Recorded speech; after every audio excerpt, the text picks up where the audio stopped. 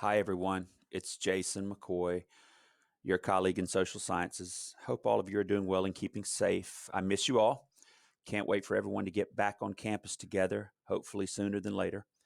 Thomas, or Mr. Massey, asked if I would create a relatively short directional video or tutorial on how to create a Screencastify recording using Screencastify.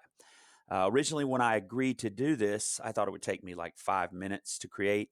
Boy, did I underestimate the amount of time it would take. Now, I don't want to scare any of you. It's relatively easy and simple to use Screencastify to create on-screen videos. It's just that to create how to use Screencastify using Screencastify, well, that's a little bit of a wormhole. And that's for me to worry about, not you. So it's a little more time consuming if you're doing something like that, but here goes nothing. First, what is Screencastify? It's a free Google Chrome extension that lives in your browser. When activated, it can be used to record your screen, your face, your voice, and more. In addition to recording your computer screen, you can also do simple edits, as well as share your recordings via email, Blackboard announcements, via embedded code, YouTube, Google Classroom, and much, much more. In this tutorial, I hope to do a couple of things. First, I want to show you how to get Screencastify on your computer, or at least check to see if you have it on your computer. Next, I want to show you how to activate Screencastify for recording purposes. Then, I want to show you the most important hotkeys or quick keys for managing your workflow. And hopefully, by learning these three things, you'll be equipped with all that you need to get started. Now, if you like this video and want me to do another one that's a little more advanced, I would be happy. I think the learning curve is so quick that most of you will be ready to edit and upload files to YouTube before you know it. Again, if any of you guys want one-on-one training, or you'd like me to do another department level video on editing and or uploading your Screencastify videos to YouTube, feel free to reach out to me directly or ask Mr. Massey and he can bribe me. Okay? So the first thing we want to do is find out whether or not we have Screencastify on our computers. Now, if you notice in the top right-hand corner, where just to the right of my browser window, I have a little arrow here. When I mouse over, it says Screencastify. That tells me that I have it as a Google browser extension on my computer, and I'm in the office right now. Now, let's suppose that you don't have it. What would you do? You can simply go to www.screencastify.com and download it directly to your browser. Again, I'm not able to do that because it tells me that it's already installed on my office computer. I'm pretty sure that you will need to get administrative privileges if you are trying to download this on a computer in a classroom. However, if you're downloading it on a computer in your office, you may be able to put this extension on without the help of computer services. Go ahead and give it a try. If you're doing it at home, well, you are the administrator on your home computer, so you should be able to do it with no problem. Now let's go back and officially start the tutorial. Let's assume that now you have the Screencastify icon in the top right of your screen. In the top right of your screen.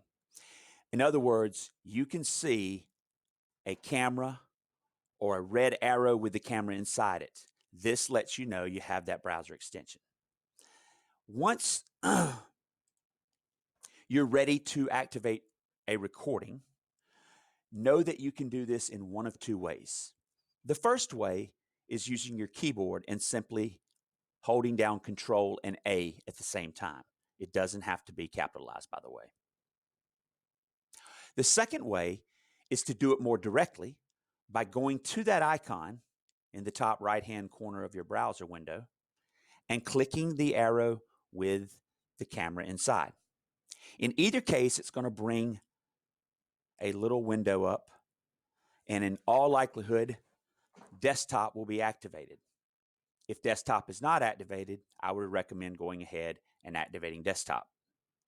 At this point, you can also activate and or check whether or not your microphone is working, and of course, check whether or not your webcam is working.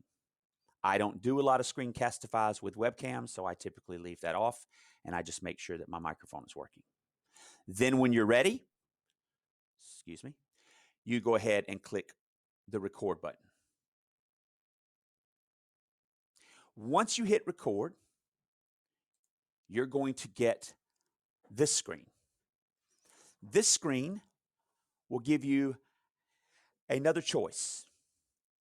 Would you like to record your entire desktop screen? Or would you like to record just a particular application window? I find that the best practice is clicking your entire screen. I'm sure there are some applications for choosing a particular window, but for my purposes, I've always used your entire screen. After you hit your entire screen, you're going to want to come down and click Share. At the moment you click Share, you will get an on-screen countdown clock. I believe it's about 3 seconds. This will prepare you. This will get you ready to start recording. Once you do that, and the clock goes to 0, you now will be recording. And since I select desktop, everything that I can see on my desktop at any given time will be recording.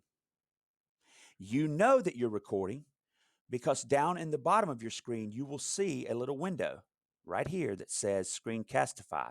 Screen video recorder is sharing your screen. Now, it's actually not sharing it with anyone. It's just recording it. You will share your video later.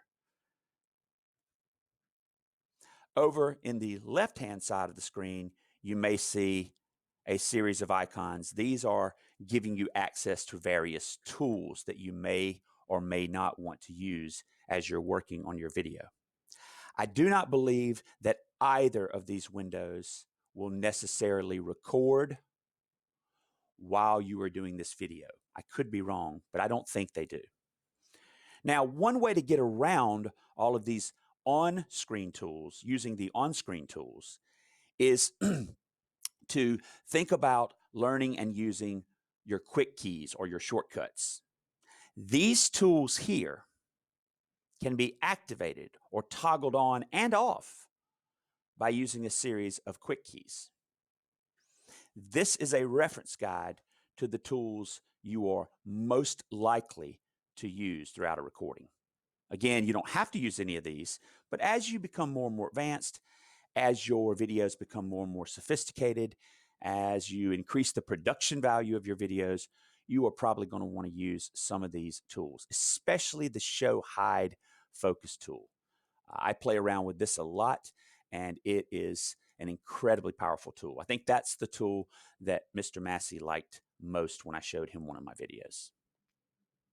Now, I simply have a printout of this that I stick on my desk, and honestly, I've never memorized all these. I just keep looking down anytime I need to use one. Finally, some other important shortcuts. Instead of scrambling around trying to activate and record and pause and resume your recordings using your mouse and moving all around on your screen, you can learn to use quick keys for those kinds of things as well. So in addition to quick keys or hotkeys to activate tools, you can also use these quick keys or hotkeys to activate more important things, such as activating a recording. As I mentioned earlier in this tutorial, Control S can do that directly. Control A would then start the recording. It would start that countdown clock. You could also hit Control A again to toggle the recording to stop. I rarely hit Control A in the middle of my recording. Instead, I usually hit Control X. That will simply pause my recording so that I can gather my thoughts, get myself together, and then I can toggle back on that same recording by hitting Control X again. You see, if you hit Control A at any point during your recording is going to stop and it's going to finish, and it's not going to allow you to go back into that same recording.